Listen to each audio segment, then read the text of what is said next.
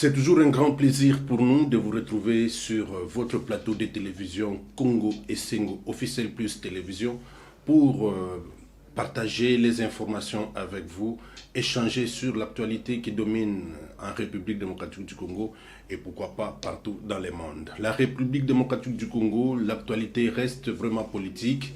Nous avons vécu un week-end très politique, beaucoup de meetings. Le premier a lieu le vendredi. C'est le gouverneur de la ville de Kinshasa, Jantiningo Bilambaka, qui a appelé la population de la Tchangou pour échanger avec elle. Le gouverneur a échangé. Qu'est-ce qui a été dit à la population? Nous allons en parler dans cette émission. Il n'y a pas que Jantiningo Bila et l'hôtel de ville qui ont eu à parler, à échanger avec la population. Il y a aussi la plateforme Lamouka de Adolphe Mozito et Martin Fayoulou qui a aussi animé le même week-end au terrain Sainte-Thérèse. C'était le samedi cette fois-là. Une foule a répondu, présente plutôt à cette manifestation. Qu'est-ce qui a été dit? Tout ça, nous allons parler dans cette émission. Il n'y a pas que ça, il y a beaucoup de sujets, notamment la question sur le RAM.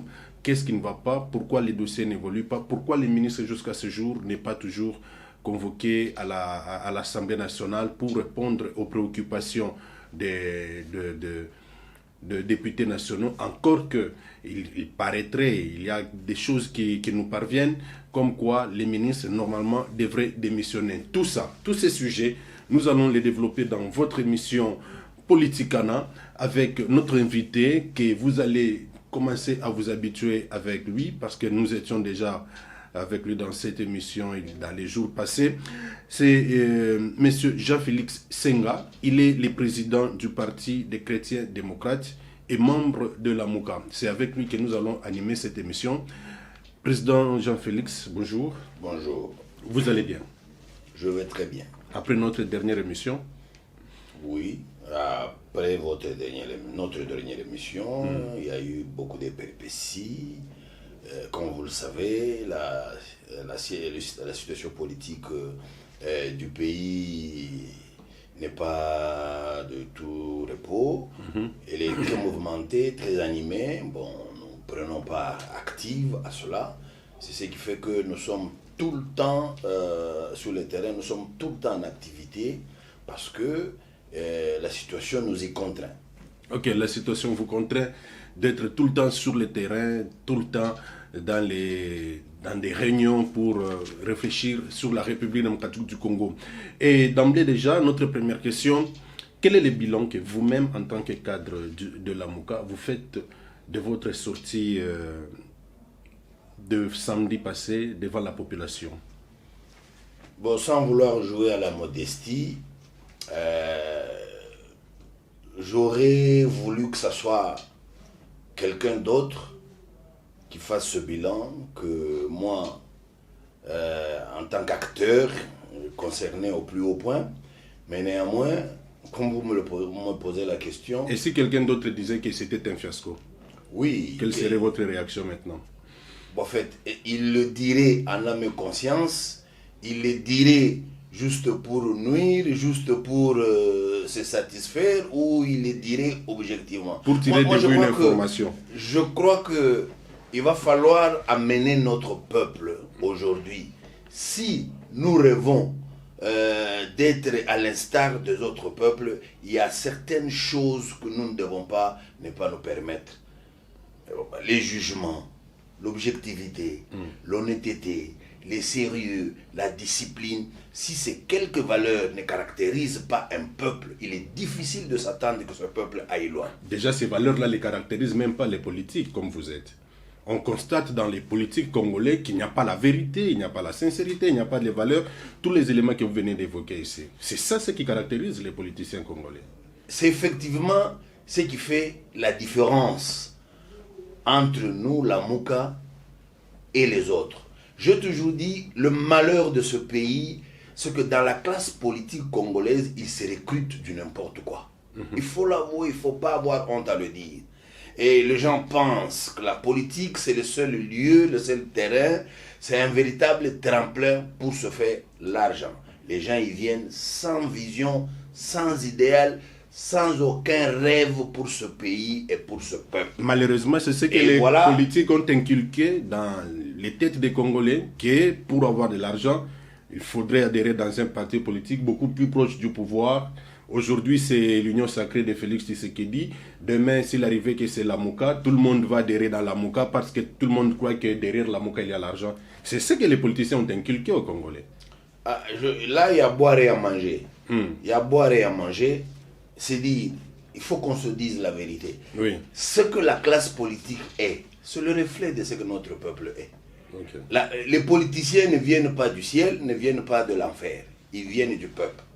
C'est l'émanation du peuple. C'est ce que le peuple est de manière générale, c'est ce que représente.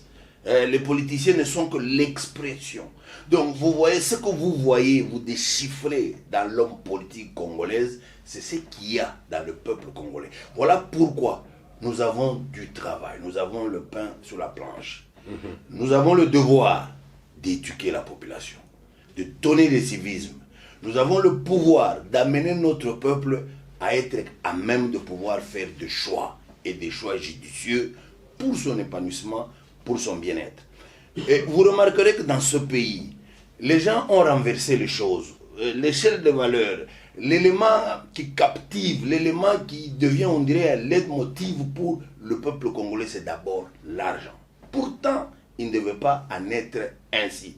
Quand quelqu'un estime qu'il ne peut poser un acte, qu'il ne peut rendre service, qu'il ne peut faire quelque chose que pour de l'argent, sans d'abord avoir en tête les soucis de vouloir rendre un service, de vouloir être utile à son peuple, utile à son pays, si quelqu'un ignore, ne saisit pas cette pertinence, eh bien, ça pose un problème. Voilà toutes les difficultés que nous avons parce qu'aujourd'hui, on croit qu'on ne peut faire quelque chose que pour de l'argent. Que pour de l'argent. Vous venez d'évoquer ici, à notre question, à la Mouka, vous avez des valeurs qui vous caractérisent. Quelles sont ces valeurs? Effectivement. Je ramasse les exemples comme ça. Passez par là, oui. Nous sommes, le mandat des députés devait prendre fin en 2016, en février 2016. La mandature de 2011 à 2016. 5 ans, oui. Et à l'époque, le président d'antan a estimé qu'il fallait un glissement d'au moins 2 ans pour qu'il fasse les élections. Donc, il n'y avait pas que lui, en tant qu'institution, qui devait glisser, aussi les autres institutions de la République. Là, on remarquera un homme, Martin Fayoulou, qui était député de son État, qui a dit « Non, moi le peuple m'a élu pour 5 ans. Je ne peux pas me permettre d'aller au-delà de ce que le peuple a fait à cause de la turpitude des politiciens. » Il s'est soustrait, il a dit « Donc, dorénavant, l'argent qu'on devra me payer pendant les 2 ans, ce sera que tu voles. » À mes suppléants, à mon suppléant. Je ne prends pas, non, pas on donne à mon suppléant. C'est ce que moi j'ai appris. Non, jamais, c'est pas son suppléant. Il n'y touchait pas, il n'en prenait pas. Donc, vous voyez, ça, ce sont des exemples rares dans un pays comme le Congo, où les gens ne se battent, où les gens ne rêvent, où les gens, même quand ils marchent, son rêve qui se heurte et qu'ils ramassent l'argent. Mais vous trouvez des personnalités qui disent non, moi si je prenais cet argent, ce serait de l'escroquerie, de la malhonnêteté. Le peuple ne m'a pas élu pour 7 ans, donc je ne peux pas me permettre ça. Eh bien, je crois que si nous étions dans un pays sérieux, ça devait être des cas d'école, au point que les gens pouvaient commencer à éduquer les autres à partir de ces exemples vivants. C'est pas un montage, c'est pas de l'histoire lointaine qu'on vous raconte, que vous ne saurez pas vérifier ou vous vous doutez. Par contre, c'est du vécu, c'est de votre époque. Moi, je crois. Et ce type d'exemple-là ne peut laisser personne indifférente, à moins que nous continuions encore à vouloir patauger dans la boue. Sinon, si c'est concerne les valeurs, oui, ça c'est parmi les valeurs. Vous voulez les valeurs? On peut vous en expliquer. Nous sommes en 2017, après le décès de Etienne Tshisekedi. Après le décès de Etienne Tshisekedi, le président de l'époque M. Kabila envoie une délégation, comme on avait l'habitude de dire dans ce pays, de haut rang. Cette délégation était constituée de Tambo Mwamba, de Lambert Mende et de Shadari. Les 3 personnalités que vous connaissez, que vous pouvez rencontrer, à qui vous pouvez poser la question. Allez voir M. Fayoulou. Dites-lui, d'après moi, après avoir vérifié, scruté le ciel politique congolais, j'ai trouvé que avec le décès, la disparition de Tshisekedi, l'homme qui fait poids sur le terrain, c'est lui. Moi, je voudrais composer avec lui. Je voudrais que lui devienne le premier ministre de la transition lors des accords de Senko. Ces gens-là sont là. Saint-Sylvestre. Saint-Sylvestre. Okay. Vous pouvez les rencontrer. Fayoulou dit, non, moi je ne peux pas trahir le rassemblement. Je ne peux pas trahir mon frère Fachi. Je ne peux pas faire ça. Comme celui qui est président de l'Assemblée du rassemblement, c'est lui qui a la primauté d'exercer une telle fonction. Je ne peux pas me permettre pareille chose. Il décline cette offre. Pour faire ça, il faut avoir des valeurs. Il faut avoir des valeurs communes. Pourquoi les valeurs tournent toujours autour de Martin Fayoulou? Non. Parce que les valeurs, normalement, devraient intéresser même la population. Donner des valeurs qui vont intéresser directement la population. Oui. Concerner la population. Pourquoi les valeurs tournent autour les 2 exemples que vous avez donnés? C'est parce que j'ai mis un exemple. Il y avait une différence dans la classe politique. D'une part, vous avez la Mouka et d'autre part, les autres, dont l'Union Sacrée, le FCC. Et j'ai dit, ce que le politique congolais est, c'est le reflet de ce que notre peuple est.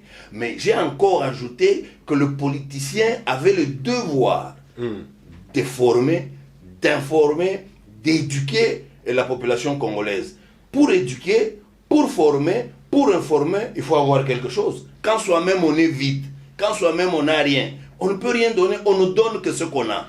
Et comme lui, il est le leader de la Mouka et qu'il incarne ces valeurs-là, il y a lieu d'espérer, avec de telles personnalités, vous pouvez aller loin.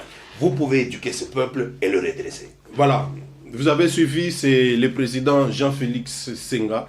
Il est le président de démocrates, des chrétiens démocrates, voilà, membre de la Mouka.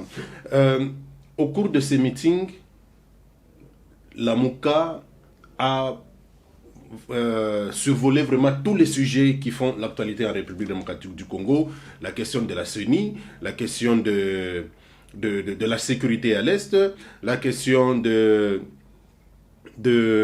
quoi encore j'ai oublié, de la rentrée scolaire. Beaucoup de questions ont été évoquées. Commençons d'abord par la CENI, M. Jean-Félix Senga. À ce jour, où est-ce que nous en sommes? Avec ce qui se passe à la CENI, allons-nous tout droit vers les glissements ou encore nous sommes déjà dedans dans les glissements? Quelle est la proposition, quelle est la solution que la Mouka propose pour qu'il n'y ait pas ces glissements si on n'est pas dans les glissements? Ou encore, quelle est la formule que la Mouka propose pour que les confessions religieuses trouvent un consensus autour d'un candidat? Merci pour la question. Mais d'ailleurs, on a escamoté une question quand vous avez commencé par me demander quel était le bilan que je donnais, que je disais que je n'étais pas bien placé. En tant qu'acteur principal. De peur que les détracteurs ne disent qu'ils se donnent les certificats de satisfecit. Mais la réalité est là, elle est évidente.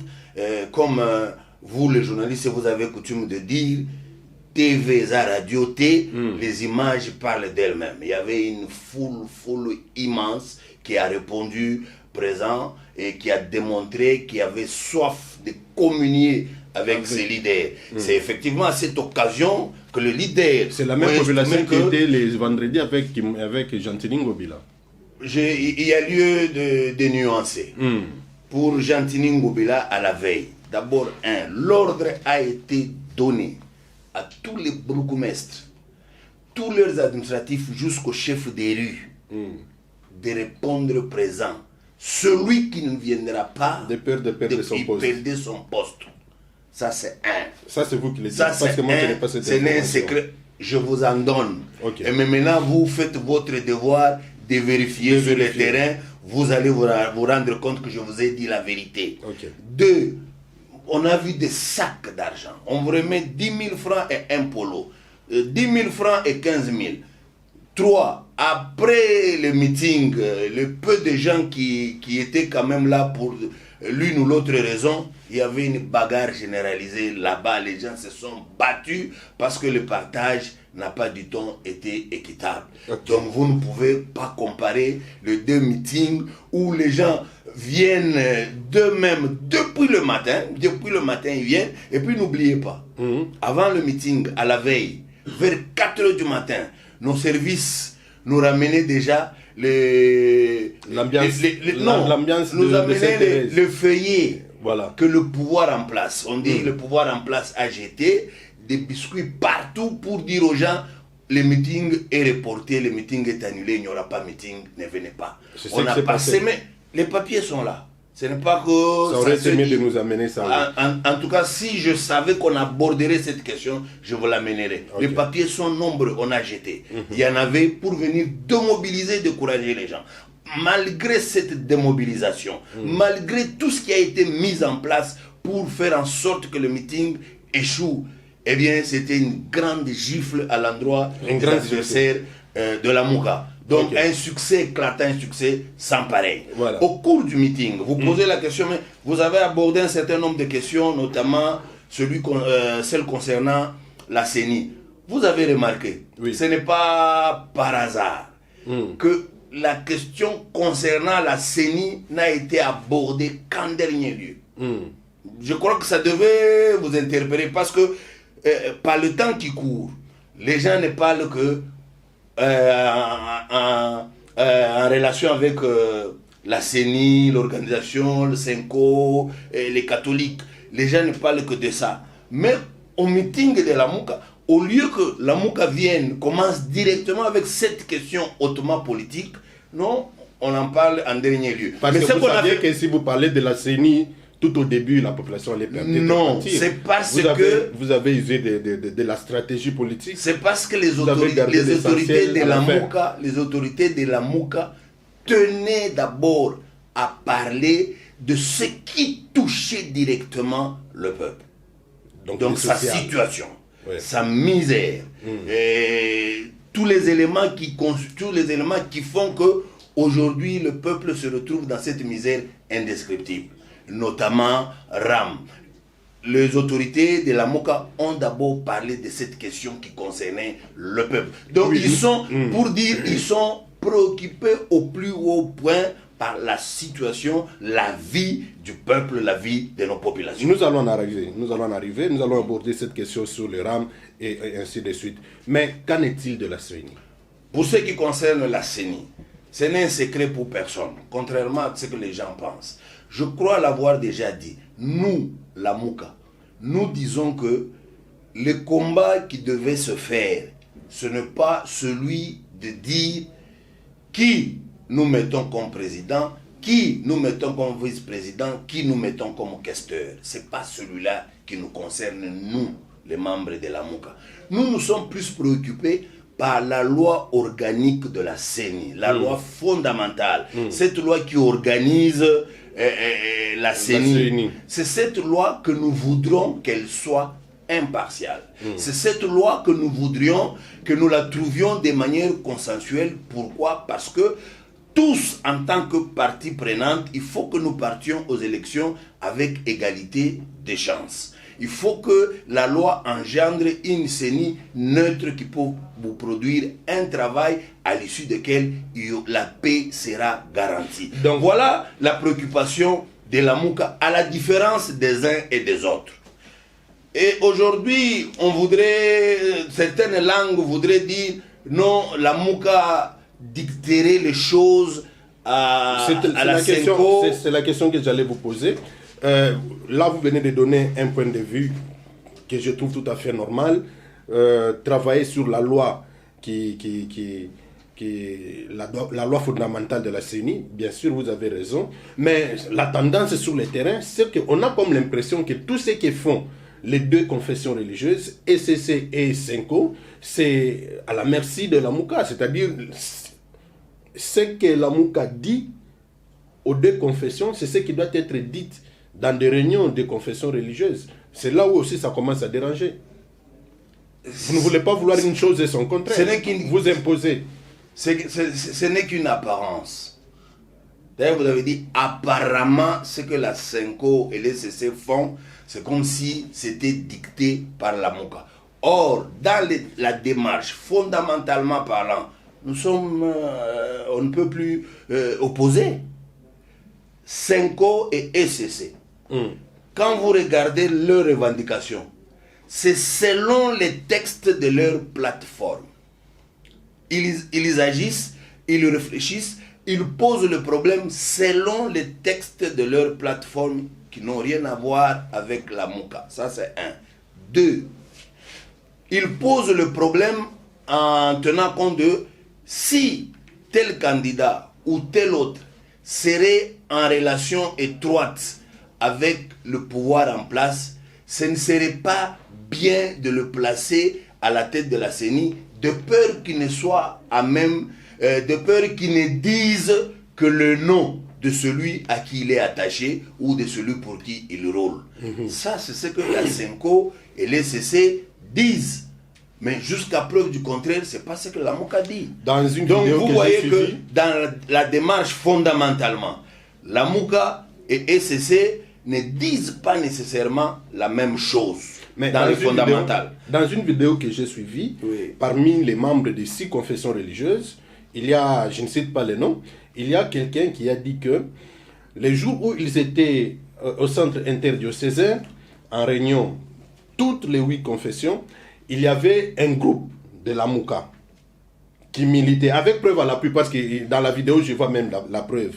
Il y avait des militants de la MOCA qui étaient dehors, qui sont venus avec un document qu'ils ont donné à un représentant de 2 autres confessions, je ne cite pas les noms, qu'ils ont donné à un représentant de 2 autres confessions religieuses. Le représentant est entré avec les documents lui remis par les membres de la MOCA pour dire peuple à lobby. Peuple à lobby. Ça veut dire quoi? Je suis content que vous m'ayez posé cette question. Oui. Parce que moi-même, j'ai suivi la vidéo et je dois éclairer l'opinion à ce sujet. Oui. Je sais, celui qui a parlé de ça, c'est l'évêque Dodo Kamba. Et le jeune qui était à la Senko ce jour-là, n'oubliez pas, remontons le temps, il y a eu beaucoup de réunions se passent organisées par les jeunes de mouvements citoyens. La Lucha, Filimbi et autres. Ils avaient mis en place ce qu'ils avaient appelé agenda citoyen. Agenda citoyen, oui. Quand, lors de cet agenda citoyen, ils s'étaient donné la mission de voir les différentes confessions religieuses pour échanger avec, leur dire ce qu'eux pensaient. Qu'est-ce qu'ils pensaient?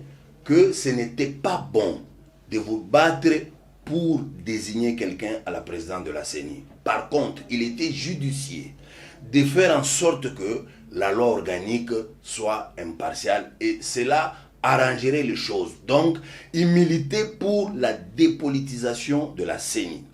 À cette occasion, certains de nos militants avaient répondu présent en soutien du mouvement citoyen parce que c'était une action purement citoyenne. C'est ainsi qu'ils avaient un mémo. Le mémo n'était pas destiné au seul abbé Chole, moins encore au pasteur Eric Senga seulement. Le mémo était destiné aux 8 confessions religieuses. C'est ainsi qu'ils exigeront la présence de l'un d'entre eux pour qu'ils remettent les mémos à l'occasion. Et quand M. l'abbé Chole est venu se présenter, ils lui ont remis le mémo, voilà nos desiderata, voilà ce que nous voulons, voilà ce que nous voudrions que les choses se passent. C'est ainsi qu'abbé Chole rentrera dans la salle et remettra le mémo aux autres. Mais ensemble, d'ailleurs, c'est en remettant les documents au secrétaire général de la Senko, on dit même Basango bazalaka propre, tout qui est propre. Vous ne voyez pas que même la communication aussi vous trahit. De part et d'autre, il y a un problème aussi de discours à tenir devant les médias. D'un côté, on reprocherait aux uns d'avoir d'être manipulés par les pouvoirs. Ils sont logés à l'hôtel 5 étoiles par le gouvernement. De l'autre côté, c'est le discours aussi. On commence par les débuts. Les premiers discours de Show, c'était Bissau Toyena candidat, il y a alternance. Ce genre de discours, ce ne sont pas ces discours-là qui trahissent, par exemple... quand vous me posez la question à ce sujet, quand l'abbé dit « nous venons avec un candidat de l'alternance », cela, ça n'a rien à voir avec la Mouka, donc je ne suis pas bien placé pour expliquer ça. Mais quand vous me posez la question de savoir « oh, les discours, basango, bazalaka propre », bon, quand les fidèles, face à leur père spirituel, ils manifestent du respect, de l'égard, cela est un péché, cela est condamnable, cela c'est de la triche, cela est reprochable. Pourquoi ne pas dire pourquoi ne pas dire que celui qui s'était présenté là-bas, c'était un sango. Donc on ne pouvait parler que de lui dans ce sens. Pourquoi n'ont pas entendu qu'ils entrent dans la salle parler devant tout le monde, par exemple? Effectivement, leur souci était celui-là, qu'ils soient reçus en délégation par les confessions religieuses. Oui. Mais ce sont les confessions qui n'ont pas permis, mais qui ont délégué l'un de leurs pour venir écouter qu'est-ce que vous voulez et ramener dans la salle. C'est ainsi qu'on lui remettra le mémo pour qu'il remette dans la salle. Donc vous voyez que ce ne sont pas des choses boutiquées comme on veut tisser. Moi je crois que l'intelligence qui est derrière ce montage, c'est une intelligence qui franchement... c'est trop regrettable, c'est trop faible vouloir faire ça comme un argumentaire comparativement au fait qu'on dit vous êtes logé à l'hôtel du fleuve, vous êtes pris en charge par le pouvoir, vous avez dû affirmer certaines choses qui ont été filmées parce que c'est documenté. Au moment opportun, si vous y tenez, on pourra montrer ces vidéos et vous estimez que pour vous dédouaner, vous devez faire aussi un montage, coller des choses. Ça ne tient pas debout. Ça ne tient pas debout, ça ne fait pas poids. Pourquoi? Parce que quand ils se réunissaient, cette action, comme je venais de le dire, ce n'est pas une action des politiques, ce n'est pas une action de la Mouka. C'est des mouvements citoyens. Voilà, ce sont des mouvements citoyens. On voudrait aujourd'hui reprocher, empêcher au mouvement citoyen de défendre le bien du peuple, le bien du citoyen. On voudrait l'empêcher? Non. Par contre, la Mouka n'a été que visionnaire. La jeunesse de la Mouka a vu loin. Comment?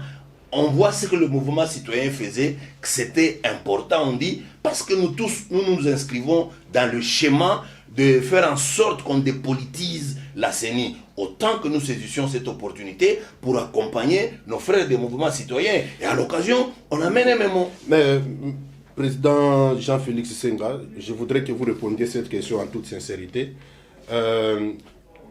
Vous avez dit que votre démarche, c'est qu'il y ait une loi de la CENI qui est impartiale. Ok, là je suis d'accord avec vous. Mais je voudrais poser cette question. La Mouka soutient toutes les 8 confessions religieuses ou la Mouka soutient seulement les CC et la Senko? La Mouka ne soutient personne.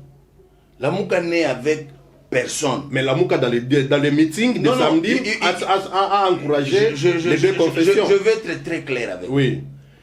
La Mouka n'a même pas fait allusion la Mouka n'est partisan de personne. Mais la Mouka apprécie l'attitude et la démarche de la Senko et de l'ECC. Et la Mouka trouve, eux, en tant que pères spirituels, ils se rapprochent plus de ce qu'ils prêchent. C'est-à-dire, ils prennent la part de la vérité, ils prennent la part de la paix, ils prennent la part de la justice. Dans ce sens-là, la Mouka dit, nous sommes tout à fait d'accord. Ce n'est pas que fondamentalement, la Mouka se réveille et dit, non, moi je suis avec l'ECC, moi je suis avec l'église catholique. Loin de là. La Mouka encourage la position des 2 confessions religieuses parce que ça se marie avec son point de vue, mais ne parle pas des 6 autres. Pourquoi ne pas faire allusion aux 6 autres ou encore les appeler carrément à travailler toutes les 8 pour trouver les consensus tant attendus? À la Mouka, quand on agit, quand on se produit, on ne s'exhibe pas. On ne fait pas des choses pour que les gens voient. pour que les gens nous voient faire. Par contre, de la même manière, nous essayons de parler, d'échanger avec la Senko, avec les CC, nous le faisons avec toutes les confessions. Ça, je vais vous l'avouer. Donc, si je savais, je vous amènerais des lettres que nous avons adressées aux uns et aux autres, à tout le monde, dans le sens d'expliquer que nos chers pères spirituels, le devoir qui est le vôtre est celui de faire en sorte que dans ce pays, les gens comprennent, les gens apprennent à dire la vérité et à défendre la vérité. Il faut que nous amenions, si cette fois-ci nous allons aux élections, il faut que ce soit la vérité des urnes qui triomphe et non pas la subjectivité. Et ça, nous le faisons, nous l'avons fait avec toutes les confessions religieuses. On ne va pas mettre ça sur la table pour que tout le monde sache que c'est comme ça que nous procédons. C'est pourquoi j'ai dit, dire que la Mouka n'appuie que les CC et la Senko n'est pas vrai. Mais seulement la Mouka apprécie la démarche de deux confessions combien responsable et combien conséquente pour l'avenir de ce pays, de la Senko et de l'ECC. Parce que, bon, je me mets à la place des autres. Ouais. C'est la question que certaines personnes posent d'ailleurs. Moi aussi, je pose cette question. Aujourd'hui, si cette impression qui saute aux yeux de tout le monde, que les confessions religieuses jouent pour la Mouka, s'il arrivait que les deux confessions religieuses changent d'attitude et la Mouka ne se retrouve pas. Non mais le ciel ne va pas tomber, d'autant plus que dans les fondamentales, je venais de vous dire, la Mouka n'est pas très d'accord dans la façon de faire de la Senko et de l'ECC. Nous ne sommes pas très d'accord dans les fondamentales parce que nous aurions voulu que le problème soit clairement posé, que le problème c'est celui de la loi fondamentale. Cette loi qui a été promulguée est une loi unique. Elle est mauvaise. Elle porte en elle-même des germes de conflits, de problèmes. Nous aurions voulu que nos pères spirituels posent déjà ce problème-là. Mais ils ne le font pas. Les deux confessions ne jouent-elles pas la carte de la Mouka? Avec toutes les explications que je venais vous donner, vous comprendrez que ni de près ni de loin. Mais seulement les deux confessions voudraient, comme eux-mêmes l'avaient dit, que nous voulons que cette fois-ci, celui qui va proclamer les résultats, dise les résultats vrais, dise l'expression de la souveraineté du peuple. Parce qu'en 2023, la Mouka est sûre de battre Félix Tshisekedi. Ça, on ne réfléchit même pas 2 minutes pour le dire. Ok. Revenons toujours dans le meeting de samedi. Ça sera d'ailleurs la deuxième fois que la Mouka prend une telle position vis-à-vis des deux confessions religieuses. Dans le meeting de samedi, la Mouka a félicité les CC et la Senko par rapport à leur position, mais la Mouka n'est pas d'accord sur le fait que les deux confessions ont maintenant tendance de recourir à Corneille Nangaa. La Mouka n'est pas d'accord. Ça, c'est de un. De deux, quand vous refusez, parce qu'apparemment, il n'y a pas de solution pour les confessions religieuses, pourquoi ne pas accepter Corneille Nangaa? La Mouka dit clairement, pour nous, il n'est point question que ce bureau qui a sémé violation, mort, tout ce que vous voulez, tout ce qui s'en était suivi après les élections, continue aujourd'hui à présider la CENI. Mais néanmoins, la Mouka estime que l'administration de la CENI, l'administration électorale, existe bel et bien. Et cette administration peut continuer à faire le travail sans problème. On n'a pas nécessairement besoin de Nangaa et Bashengezi. Mais l'administration peut faire le travail. C'est ce que la Mouka dit. Nangaa, apparemment c'est Nangaa, Bashengezi et Malonda qui dérange. Nangaa, Bashengezi et consorts, ils doivent attendre qu'on puisse sceller leur sort. Parce qu'eux finiront le jour à Makala pour des bêtises qu'ils ont dû commettre, parce que il n'est pas normal, il n'est pas normal. Nanga, quand il parlait, c'était avec beaucoup d'arrogance. L'on croirait que c'était quelqu'un qui avait une forte personnalité, qui faisait les choses dans le sens du bien. Malheureusement, il n'était qu'un instrument au service d'un individu pour concrétiser sa volonté. Et là, ce n'est pas sérieux. Ce n'est pas du tout sérieux. Nous avons demandé à Nanga, ok, vous proclamez les résultats que vous proclamez là. Donnez-nous ces résultats bureau par bureau, circonscription par circonscription. Jusqu'à aujourd'hui, ces résultats n'ont jamais été proclamés. Ok. Vous encouragez la Senko et le CC de rester dans leur position parce que les deux confessions militent dans le même sens que la Mouka. En même temps, il y a un blocage au niveau des confessions religieuses. Ça, c'est un fait que nous constatons tous.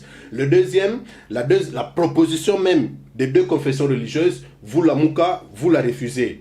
Vous êtes d'accord avec le glissement, alors? C'est pourquoi, nous, la Mouka, nous avons fait une proposition. C'est quoi la proposition? La proposition, c'est, point n'est besoin de s'acharner sur les confessions religieuses. Il faudrait que le politique ait le courage de dire le départ était mauvais pour avoir constitué une loi unique. Qu'ils reviennent sur la table, ensemble, nous nous mettons pour 3-4 jours, nous faisons une loi consensuelle. Et à partir de là, il va se dégager avec toute facilité la désignation des différents candidats aux différents postes. S'il y a glissement, ce sera, la Mouka aussi fera partie de ceux-là qui ont facilité les glissements. Ni de près ni de loin. Pourquoi? Pourquoi? Si l'on avait écouté la Mouka, je ne dirais même pas si on avait, si on écoute la Mouka, on éviterait les glissements. À moins que ça soit la volonté de ceux qui sont au pouvoir, parce qu'ils savent qu'ils n'ont pas de bilan à défendre d'ici 2023, ils aimeraient glisser avec l'espoir peut-être qu'il y aura une magie, qu'il y aura un miracle pour qu'ils se dédouanent. Malheureusement pour eux, nous disons il faut qu'on apprenne à respecter notre constitution.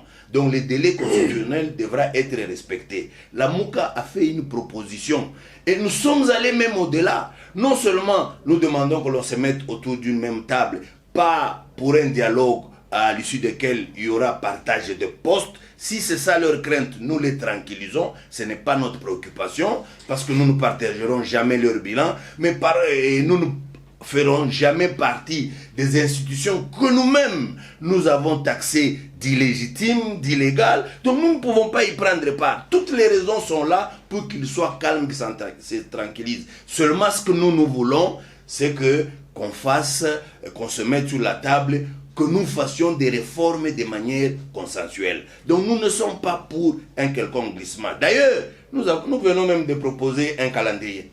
Nous, la Mouka, nous venons de proposer un calendrier juste pour éviter les glissements. S'ils devront suivre notre calendrier, et nous les élections, nous ne les proposons pas au mois de décembre comme eux le disent. Au mois d'octobre. Au mois d'octobre. Okay. Donc vous voyez que nous sommes en avance par rapport à tout ce monde. Nous accuser, ce serait quelque chose d'enfantillage.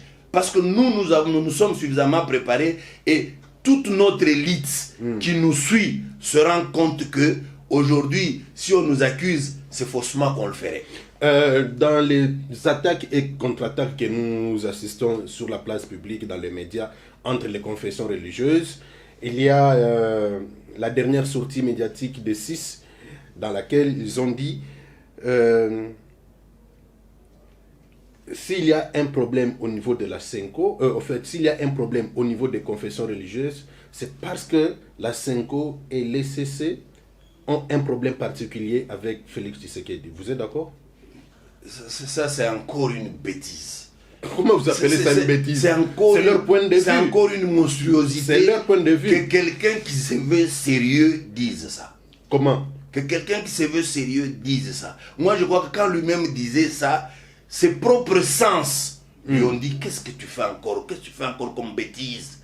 Je crois qu'il s'est rendu compte après. Okay. C'est une bêtise. Aujourd'hui, si nous regardons bien la Senko et les CC, oui. Vous regarderez, comme je venais de le dire, vous avez suivi une petite vidéo qu'a faite le révérend Senga. Quelque part, il dit, nous l'église, nous avons le devoir de faire en sorte de corriger les mœurs, de corriger le mental, de s'aimer les valeurs dans la tête des gens. C'est notre devoir. Donc, pour tout celui qui s'est réclamé l'homme de l'Église, il doit avoir ce devoir de vouloir faire en sorte que ceux à qui il prêche la parole de Dieu apprennent à être eux-mêmes des hommes vrais, en eux-mêmes qui est du vrai, qu'ils soient capables de dire la vérité et surtout de défendre la vérité. Ça, c'est la démarche de la Senko et de l'ECC. Je pense, même Dieu sous son trône, il s'est dit, au moins, j'ai des serviteurs. Ça, c'est vous. Au moins, j'ai des serviteurs. Donc, pour vous, les 6 autres-là ne sont pas dans la vérité. Mais quand quelqu'un prend plaisir à mentir, quand quelqu'un prend plaisir à se faire instrumentaliser... Ils se contredisent entre eux, président. Où est la contradiction? Mais les 6 autres confessions accusent les 2 autres de mensonges, de contre-vérité, il n'y a pas de sincérité entre eux. Ils s'accusent, si je devrais les appeler, entre elles. Les 2 confessions de l'autre, les 6 des codes de l'autre, ils s'entrecusent. Non, d'après vous. Non, c'est ce que nous vivons. C'est ce que nous vivons, président Senko. Ce qu'ils disent aujourd'hui, c'est ce qu'ils ont commencé à dire depuis tout le temps. Donc ils n'ont pas changé. Peut-être ils évoluent en ouvrant, en donnant de plus en plus les informations autour de tout ce qui s'est passé. Aujourd'hui, on a l'impression que l'Église catholique manipule même l'Église protestante. Loin de là, je ne sais pas si vous êtes déjà arrivé de parler avec le révérend Senga, de parler avec l'abbé Chollet, vous comprendrez que ce sont des personnalités, des caractères. Je vois mal comment quelqu'un se permettrait de marcher sous les orteils de l'autre sans qu'il n'y ait pas de réaction. Je ne pense pas. Mais seulement, c'est quand même malheureux que les autres aujourd'hui, après avoir affirmé que nous avons été matraqués, après avoir affirmé que nous avons été approchés, nous avons été menacés, on a tenté de nous corrompre, on nous a donné de ceci pour que nous puissions nous pencher pour ce candidat-là, après qu'ils aient affirmé eux-mêmes. Parce qu'il y a des éléments qu'aujourd'hui qui se rebiffent, qui veuillent aussi chercher comment pour accuser les autres. C'est quand même malheureux pour les hommes d'église. On risque de s'éterniser sur cette question de la CENI. On risque de s'éterniser sur cette question de la CENI. Elle est tellement vaste. Et je vous dis, je vous informe que tant qu'il n'y aura pas un consensus autour du successeur de Corneille Nangaa, nous allons continuer à parler CENI tous les jours. D'ailleurs, la CENI, nous continuerons d'en parler parce que après qu'on ait trouvé cet oiseau rare, ça sera maintenant le plein débat sur l'organisation des élections. Il y en aura toujours des questions, mais là, nous sommes bloqués et certains analystes croient que nous sommes déjà partis pour un glissement. Que la Mouka jusqu'à ce jour ne croit pas. La Mouka croit que jusque-là, si on trouvait un consensus autour de cette question, il n'y aura pas de glissement. Merci beaucoup, Président. Nous allons changer de chapitre. J'aime beaucoup animer l'émission avec vous. Nous allons changer le chapitre. Toujours dans les meetings, cette fois-là, nous parlons de la question sécuritaire. La sécurité à l'Est. La sécurité à l'Est, oui. La Mouka dit que c'est un fiasco, c'est un échec. La Mouka... Plus loin encore, non, je n'ai pas encore fini. Okay. Plus loin encore, le président Martin Fayulu dit que l'état de siège a été instauré par Félix Tshisekedi pour balkaniser l'Est de la République démocratique du Congo. Ça, c'est une accusation, gratuite d'ailleurs. D'emblée, on peut accuser cette accusation de gratuit. Mais si l'on suit la plupart des productions de la Mouka, vous verrez que nous sommes restés fidèles avec nous-mêmes dans nos prises de position, dans notre démarche. Hier, les gens ont failli nous accuser ici, mais vous demandiez à M. Chilombo de se détacher, de se séparer de M. Kabila, et alors vous alliez venir vers lui.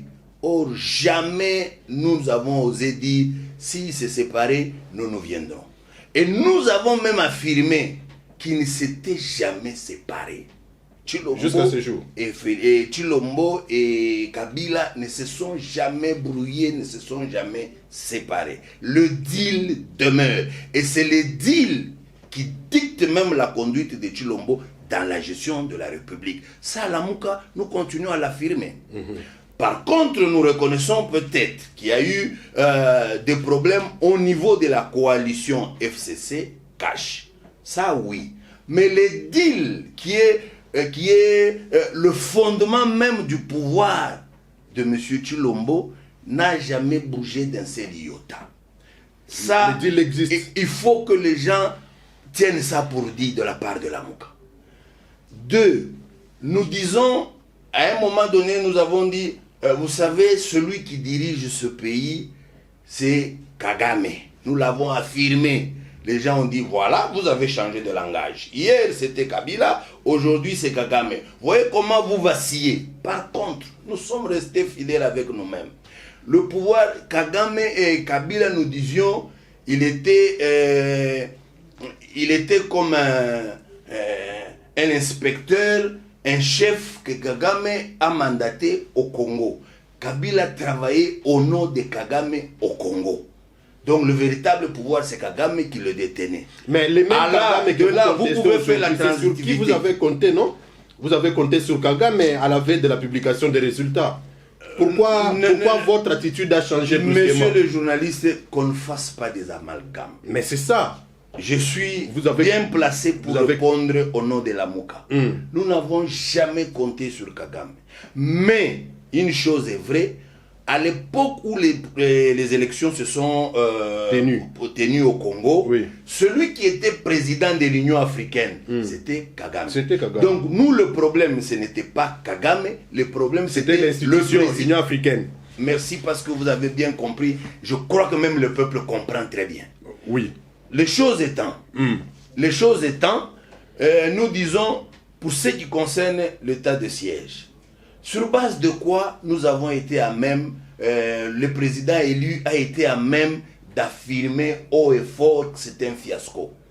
Nous vous avons présenté certaines statistiques. C'est pour balkaniser la partie Est. Nous avons d'abord dit ceci. Oui. On prend le bilan de 2019. Combien de personnes ont été tuées en 2019 à l'Est?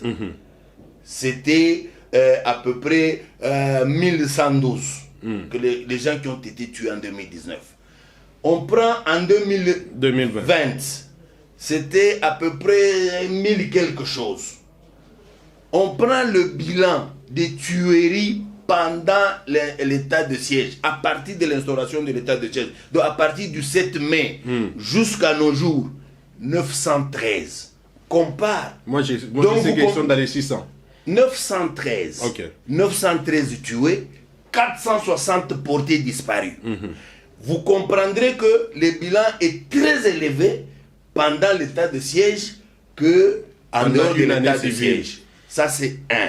Il faut que les gens gardent ça en mémoire. 2.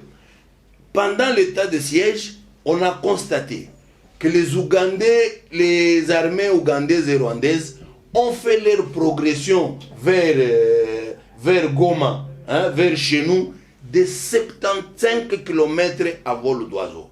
Donc ils sont maintenant de plein pied en RDC, chose qui ne pouvait pas se permettre en dehors de l'état de siège. Maintenant, on ne peut que se poser la question, à quoi sert l'état de siège?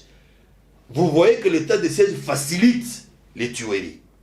Vous voyez que l'état de siège facilite et que les autres là prennent possession de notre terre. Non seulement ça, pendant l'état de siège, au moins 142 villages ont été vidés. On a chassé tout le monde de sa contrée, de son village. 142. Donc vous comprenez que le travail que fait l'état de siège, contrairement à ce qu'on vous présente, est très nuisible au pays, est très nuisible à la République. Vous voulez qu'un responsable, comme le président élu de son État, se taise face à une telle chose? Non, on n'a pas demandé à ce qu'il se taise. Voilà au moins, quelles sont les solutions? C'est-à-dire, vous avez posé la question que vous avez affirmée. Les éléments que je vous donne, est-ce que ça ne corrobore pas, ça ne renforce pas cette affirmation? Ça ne donne pas de la valeur à cette affirmation. Ce n'est pas une affirmation gratuite. Par contre, nous disons des choses en connaissance nous proclamons les choses en connaissance des choses. Oui. Ça, vous vous en rendez compte. Alors, de là, on commence à se poser la question.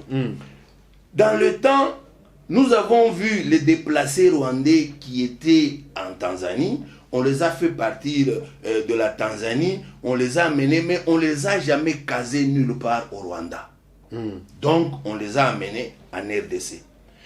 En ce temps, nous nous disions déjà, à l'époque de Kabila, la préoccupation de Rwandais, c'est de semer la terreur, semer la mort, que les gens aient peur de rester chez eux, qu'ils fouillent les villages, pour qu'ils aient la possibilité de venir placer leurs gens sur notre territoire.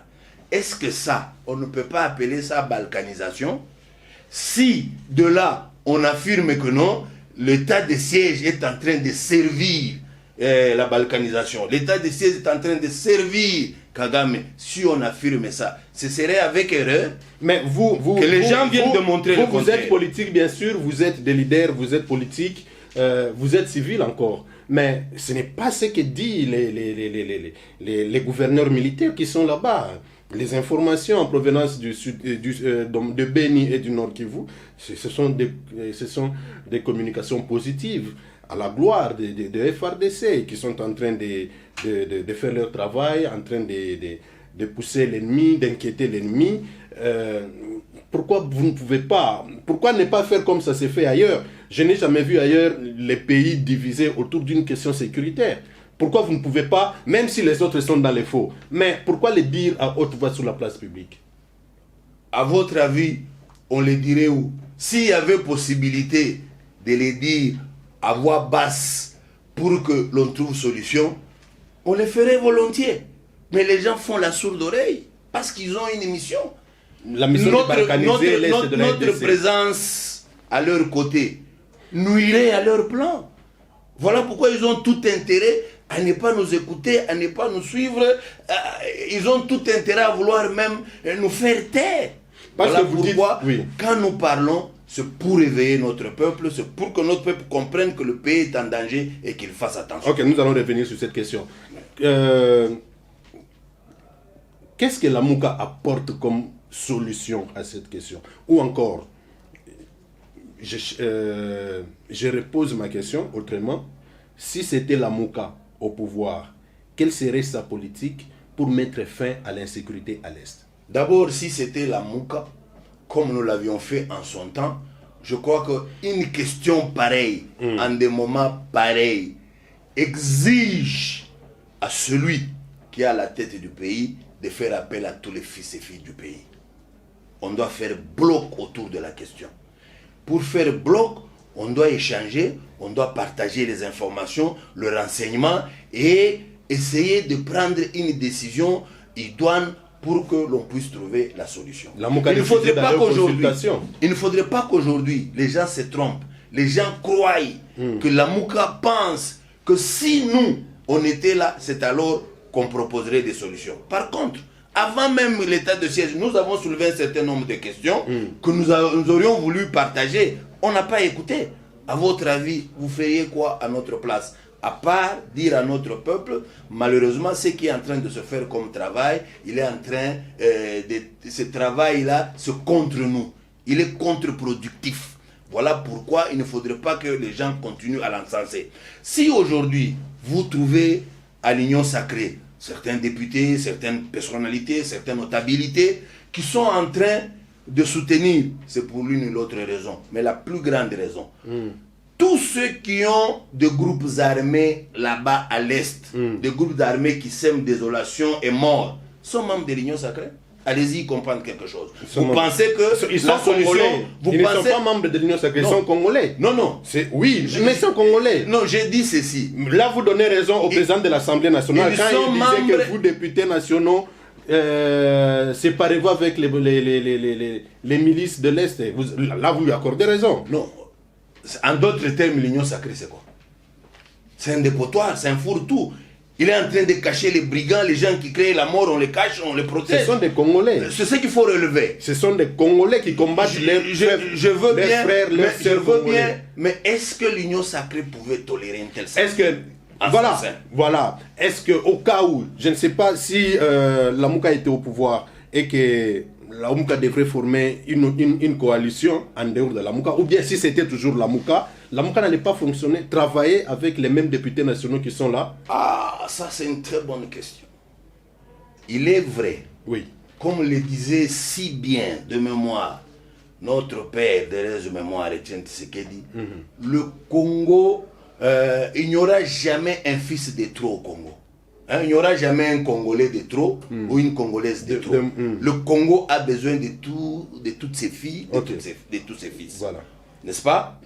Mais au-delà de ça, pour qu'une nation avance bien, s'organise bien, progresse, il faut avoir comme pilier la justice. Mais quand vous continuez, au lieu à la place de la justice, vous faites la promotion du culte des personnalités, la promotion du corbeau et renard, je crois que vous n'irez nulle part. C'est ce qui se passe avec nos frères de l'Union Sacrée.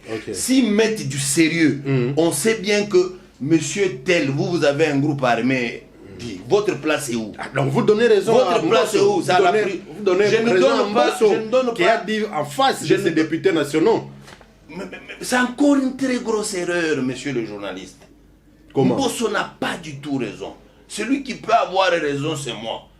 Moi, je ne suis pas aux affaires. Vous n'êtes pas dans les institutions. Je ne suis pas aux affaires. Je n'ai pas le pouvoir, je n'ai pas l'impérium. N'est-ce pas? Oui. Je peux dire, je peux dénoncer. Mais vous avez l'impérium, vous dénoncez. Et vous vous arrêtez là-bas. Vous êtes un bon à rien. Vous n'êtes pas à votre place. Donc Mbosso n'a pas raison. Vous commettez l'erreur de dire qu'il a raison. Mbosso, lui, n'a pas que le pouvoir de dénoncer. Lui, il doit agir. Parce qu'il faut trouver la solution. Mais, monsieur le président Senga, il y a des tendances qui sont en train de se dessiner dans l'environnement politique congolais. Déjà, nous apprenons qu'il y aurait des manœuvres entre FCC et la Mouka pour combattre Félix Tshisekedi. Et bonne coïncidence, mauvaise coïncidence, je ne sais pas, mais tout de suite après la déclaration de la Mouka à Sainte-Thérèse, c'est le secrétaire général de l'UNC qui fait la même déclaration. L'état de siège, c'est un échec patent, c'est un fiasco. Ça veut dire quoi? Il y a toujours des rapprochements, il y a des contacts en sourdine entre la Mouka et ceux-là qui se sentent lésés vis-à-vis de Félix Tshisekedi, ou encore du pouvoir actuel. Il faut que je dise 2 ou 3 petites choses à ce sujet-là. Il faut absolument que je le dise. Vous n'allez pas dire que vous ne voulez pas des alliances. Il faut que je dise 2 ou 3 petites choses. Vous n'allez pas refuser une alliance à ce sujet. Ok. Les gens de l'UDPS, les gens du pouvoir, les gens de l'UDPS, pour accéder au pouvoir, pour arriver à ce pouvoir, bien qu'un pouvoir volé, bien un pouvoir qu'on a pu obtenir indûment, ils ont dû se servir du FCC. Ils se sont rapprochés de nos frères du FCC parce qu'ils ont trouvé que c'était des Congolais. Ça, il faut que le Congolais souligne ça. Mais les mêmes personnes de l'UDPS trouvent que si jamais la Mouka s'approcherait de ces gens-là, c'est mauvais. Ils vont prendre le pouvoir. C'est mauvais. Non. Ce n'est pas les gens de l'UDPS. Que les gens comprennent bien. Il faut que les gens comprennent très bien. Oui. Cette ruse-là, ce satanisme-là, ce venin, ce message subliminal que nos amis veulent faire passer. C'est normal que eux s'approchent des gens du FCC pour prendre le pouvoir. Mais ce n'est pas normal pour la Mouka, parce qu'à ce moment-là, les gens du FCC, ce sont des diables. Vous, la Mouka, je suis très content qu'ils soient conscients que nous, la Mouka, nous sommes des anges, des saints. Je suis content. Parce qu'ils vous approchent. Non. Ils vous approchent parce que vous êtes des anges. Je parle. Vous êtes des saints. Non, jusque-là, je ne parle pas aux gens du FCC. Je parle vous répondez à l'UDPS. Je suis content qu'eux soient conscients que nous, la Mouka, nous sommes des saints. Et que nous, saints, nous ne pouvons pas nous mettre ensemble avec des pécheurs, d'après leur démarche. D'après la démarche de l'UDPS. Mais nous disons, FCC, ce sont des frères congolais. Ils peuvent avoir des tares et consorts. Mais la seule chose qui peut différencier la Mouka et Union Sacrée, c'est que la Mouka, quand bien même l'on se mettrait ensemble, c'est la justice qui sera au milieu, qui fera son travail. Ça ne sera pas des slogans. Ça de sera quelle justice la vous parlez? justice. Ça, il faut qu'ils retiennent. Je sais qu'eux comprennent bien mon message. Ils ne nous ont jamais approchés. Jusqu'à preuve du contraire. Je vous dis la franche vérité, ils ne nous ont pas sûr nous Mais approcher. on utilise Constant Moutamba. Il est dans toutes les déclarations. Bon, je ne dis pas qu'il est avec vous dans des salles. Si la Mouka tient une réunion, une déclaration, Nojek soutient. La Mouka sur le terrain, Nojek sur le terrain. La Mouka à la Senko, Nojek à la Senko. Nous connaissons les politiciens, comment vous fonctionnez. Vous voyez au meeting, le coordonnateur sortant de la Mouka, Adolphe Mozito, a dit quelque chose, je ne sais pas si les gens ont retenu. Il a dit qu'en principe, tous les Congolais, à cause du sujet pour lequel nous sommes réunis, seraient ici. Tout le monde, sans exception. Tous les Congolais, même ceux de l'Union Sacrée. FCC, IDPS, l'UNC, tout le monde serait ici, compte tenu du sujet pour lequel nous sommes ici. Donc, Moutamba de Nojek, quand il trouve que, au fait, si réellement on dépolitisait la CENI, ce serait une solution au pays. Et qu'il se dit, je défends ça, c'est de la valeur. Nous, on lui dirait, non, tu peux défendre ça, va ailleurs, ne sois pas loin de nous parce que toi, tu es diable. Non. C'est-à-dire, on n'est pas liés, mais les sujets que nous défendons, qui concernent au plus haut point le pays, lui, il se sent concerné, il se sent responsable, eh bien, on respecte son point de vue, sa position. Cela ne veut pas dire nous sommes liés, cela ne veut pas dire c'est le début des liens. Non. Parce que la question de la CENI, excusez-moi de revenir sur ça, la question de la CENI a pratiquement précipité les choses et tout le monde commence déjà à parler élection. Et cette question, en tant que président d'un parti politique, encore que vous revêtez des valeurs chrétiennes, peut-on voir, oui, vous revêtez des valeurs chrétiennes, vous êtes dans la Mouka, peut-on se réveiller un jour, un bon matin comme ça, on sent que la Mouka s'est encore rapproché davantage de l'Union Sacrée? De l'Union Sacrée. Bon, je ne sais à quel sujet près, mais tout ce que je peux dire avec honnêteté, nous sommes dans le monde politique où les alliances se font et se défont. Rien n'est impossible. Rien n'est impossible. Mais entre les deux, entre FCC et la Mouka, qui vous paraît beaucoup plus abordable pour réfléchir ensemble et remettre les pays sous les rails? En toute honnêteté. En toute honnêteté. En toute honnêteté, nous, la Mouka, vous savez que la plupart de nous, la Mouka, nous sommes presque tous fils d'Étienne Tshisekedi. Politiquement. En toute honnêteté. Politiquement. Oui. Donc, en toute honnêteté, celui qui serait beaucoup plus proche de nous, c'est l'UDPS. C'est l'UDPS. Il faut dire la vérité. Okay. C'est l'UDPS. Là, vous êtes sincère. Nous allons parler d'un autre sujet que vous avez abordé au cours du meeting, c'est la question RAM. Pour vous, cette question est-elle opportune? Si oui, comment doit-on la traiter? Faut-il mettre fin à cette histoire de RAM, ou parce que les uns parlent d'une taxe, d'autres l'appellent comme chacun le veut, si ça ne dépendait que de vous, ou encore, parce que vous représentez aussi la Mouka ici, si ça ne dépendait que de la Mouka, comment allez-vous aborder cette question du RAM? Si ça ne dépendait que de la Mouka, d'abord, si RAM pouvait exister, n'existait pas sous cette formule-là. C'est-à-dire, une taxe n'a jamais été décrétée par un ministre, moi encore par un gouvernement, moi encore par un ministre. Une taxe, il faut des textes de loi. Donc la loi doit être adoptée au Parlement. Oh, ça ne s'est jamais discuté au Parlement. Donc ça sent plus l'escroquerie que toute autre chose. Et il faut immédiatement l'arrêter. Et si nous sommes honnêtes avec nous-mêmes, il faut même qu'ils nous remettent notre argent. Parce qu'ils nous ont volé. Ils nous ont volé. Il faut qu'ils remettent. Donc il faut d'abord arrêter ça. Et il faut qu'ils nous remettent notre argent. Mais moi, je n'aborderai pas nécessairement comme les autres. Oh non, il faut que les ministres démissionnent. Là, ce serait biaiser les choses.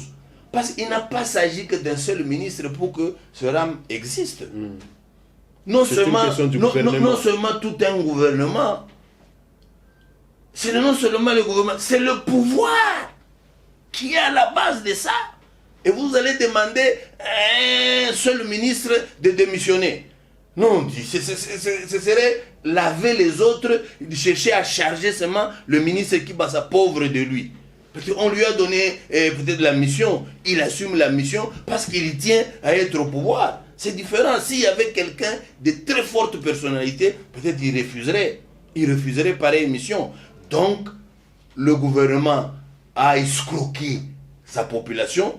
C'est quelque chose de scandaleux. C'est une honte pour la République.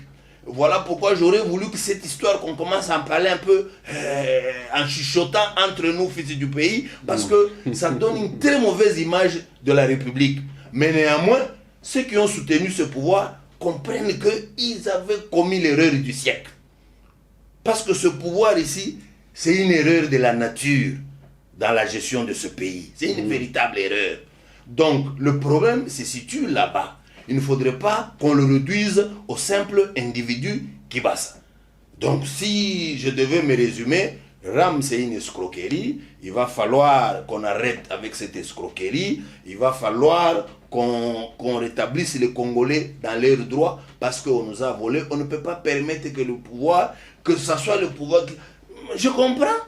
Si vous avez... Je comprends. Si vous avez des agences comme My God, des choses pareilles, des gens qui viennent escroquer les Congolais, le pouvoir laisse faire. C'est parce que le pouvoir lui-même aussi prend plaisir à escroquer. C'est pourquoi ils s'entendent bien avec ce genre de choses. Et c'est pas normal. Donc, la Mouka ne peut pas accepter.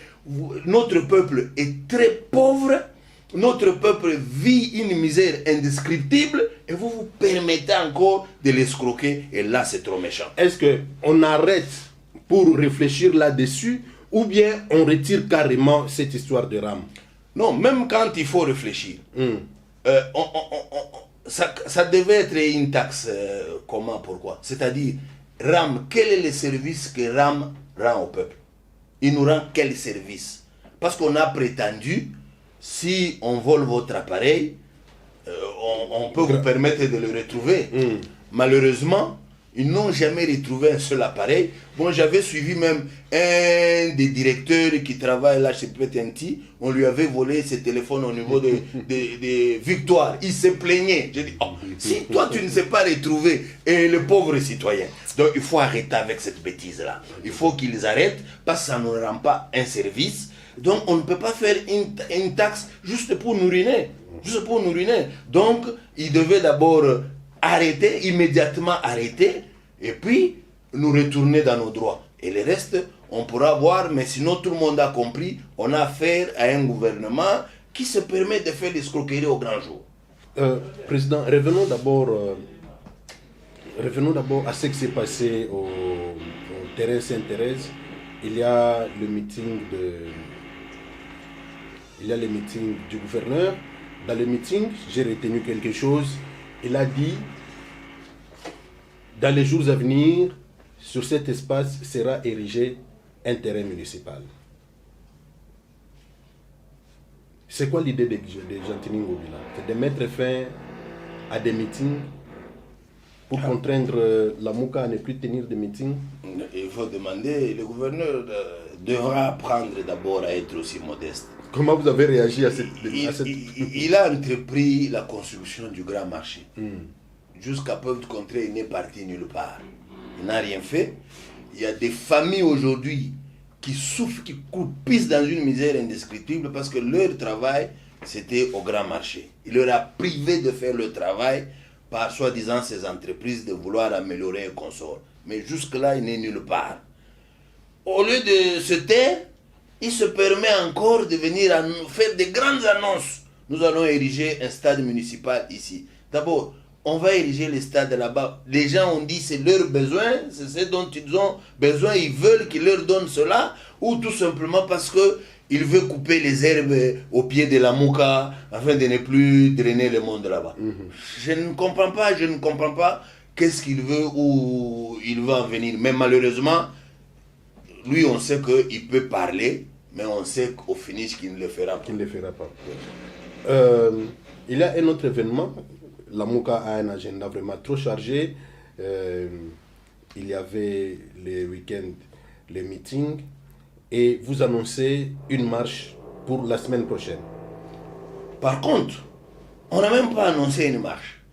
À l'époque où nous renvoyons notre marche du 29 septembre, à l'époque où nous avons annoncé que nous ferons le meeting le 9 octobre, à ce même temps-là, nous disions que nous aurions une marche le 16 octobre. Après avoir trouvé un compromis avec l'hôtel de ville. Oui, après que nous ayons trouvé finalement un compromis, parce que l'hôtel de ville ne voulait pas nous voir, nous, la Mouka, dans cet espace-là. Ils ne veulent pas du tout. Nous avons dit non, nous on ne peut pas supporter, accepter la ségrégation. On ne peut pas accepter. C'est ainsi que, comme ils ont commencé, nous avons dit, ok, maintenant, même la marche d'abord, on ne fait pas, parce que vous prenez plaisir à venir blesser les gens, détruire les gens, interpeller les gens, vous faites du mal aux gens, mais entre-temps, le vôtre, vous leur permettez de faire meeting et consorts. D'abord, nous voulons faire un meeting là-bas, pour montrer à la face du monde que nous, on n'a pas capitulé devant lui, on n'a pas cédé. Et à cause de notre pression, il a dû céder. C'est ainsi qu'on a dû programmer le meeting pour le 29 et la marche pour le 16. Vous avez vu au meeting, à un moment donné, le président élu, l'orateur du jour, il étendait vers la fin déjà. C'est le peuple qui a scandé, c'est le peuple qui a dit, mais non, nous avons un autre engagement. La marche, vous n'avez pas parlé de la marche. Qu'en est-il? On dit, oui, la marche est maintenue. Donc, nous en appelons à tout le peuple congolais, parce qu'il ne s'agit pas que de la Mouka. Vous-même, vous avez vu, les revendications portées par la Mouka n'ont rien à voir, n'ont pas seulement un caractère politique, c'est un caractère social. Donc, on est beaucoup plus préoccupé au plus haut point pour la situation, à ce qui concerne la situation des Congolais. Donc, venez nombreux, nous allons marcher. La marche est une expression pour démontrer à ceux qui sont illégalement et illégitimement au pouvoir que vous avez pris la place qui n'était pas la vôtre par usurpation, mais vous ne faites rien pour le peuple, vous continuez à plonger le peuple dans la misère. Nous devons relever les défis, nous devons faire ensemble en sorte que les gens comprennent qu'il faut que les choses changent. C'est pourquoi nous invitons tout le peuple congolais à venir nombreux pour la marche du 16. La marche partira d'où jusqu'où? En principe, je vous dirais volontiers. Mais seulement, nous, la Mouka, nous sommes un peu élégants. Nous avons du respect pour nos partenaires. Comme officiellement, nous n'avons pas encore annoncé au gouverneur l'itinéraire, c'est pourquoi personnellement, je voudrais me réserver. Mais seulement, ce qui est aussi vrai, le gouverneur nous avait déjà écrit. Mais la lettre, il y a confusion dans sa lettre. On écrit, il nous reçoit à son cabinet de travail pour discuter des dispositions sécuritaires, voir comment on va encadrer la marche. Il nous reçoit le mardi 14 à 15h. Aujourd'hui c'est mardi, mais aujourd'hui c'est pas le 14. Mais cette confusion-là, c'est fait sciemment. C'est ainsi que nous aujourd'hui mardi, nous serons là-bas à 15h. S'il dit non, c'est les 14, nous allons dire pas de problème, nous rentrons, mais nous saisirons l'opportunité à ce moment-là pour annoncer officiellement l'itinéraire. Donc cet après-midi, à coup sûr, vous saurez, vous connaîtrez. Mais ça ne sera pas à Tchangou. Non, nous-mêmes, nous avons préféré commencer ailleurs. Parce qu'on nous taxe. Les gens voulaient caricaturer, donner l'impression qu'il dit la Mouka ne dit que Tchang. Loin de là. La Mouka, c'est le peuple congolais. Et cette marche, ça sera seulement dans la ville de Kinshasa ou bien c'est sur toute l'étendue? Aujourd'hui, c'est seulement dans la ville de Kinshasa, pour le 16. Ok, parce que c'est une question de marché. Je voudrais que vous le fassiez aussi à Lingala. Vous appelez vos militants, vos combattants à marcher, à venir, comme vous le faites toujours. Oui, na ici, peuple congolais, militant, combattant nyonso ya Lamuka. Bobo sana rendez-vous na biso ya monene oyo tozanango le 16 octobre. Tozwa engagement le 16 totambola.